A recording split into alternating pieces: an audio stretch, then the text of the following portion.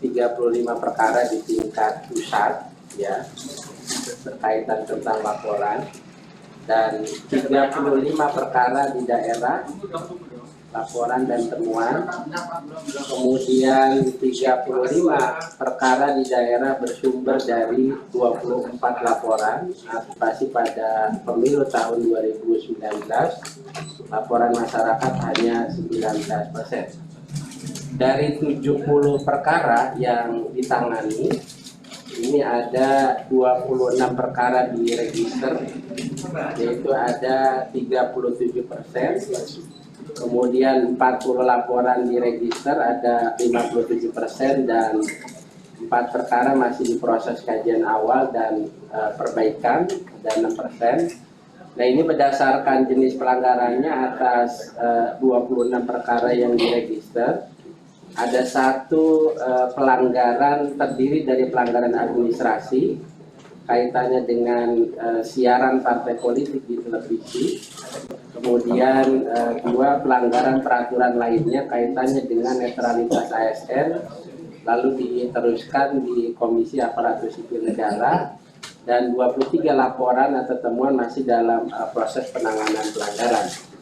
Kemudian saya menyampaikan kaitannya dengan hasil penanganan pelanggaran konten internet atau siber ya terkait pemilu. Bawaslu menangani 126 dugaan pelanggaran konten internet cyber terkait pemilu. Nah, ini temuan tersebut berasal dari patroli pengawasan cyber. Nah, kemudian penelusuran melalui IMM ya, yaitu Intelijen Media Monitoring. Jadi kita punya IMN di Bawaslu ya, supaya untuk memudahkan memanage monitoring terkait beberapa media-media. Kemudian juga ada juga aduan masyarakat pelanggaran konten internet atau cyber yang ditemukan terdiri dari 3 jenis, yaitu berkaitan tentang ujaran kebencian sebagaimana diatur pasal 28 ayat 2, kemudian Undang-Undang Nomor 11 Tahun 2008 tentang informasi dan transaksi elektronik, hoax, pasal 28 ayat 1 Undang-Undang Nomor 11 Tahun 2008 tentang informasi dan transaksi elektronik. Kemudian juga dugaan pelanggaran pemilu sebagaimana diatur di ketentuan pasal 280, 281, 282, pasal 283, kemudian pasal 287, pasal 292 dan pasal 304 serta pasal 306 Undang-Undang 7 tahun 2017 tentang pemilu.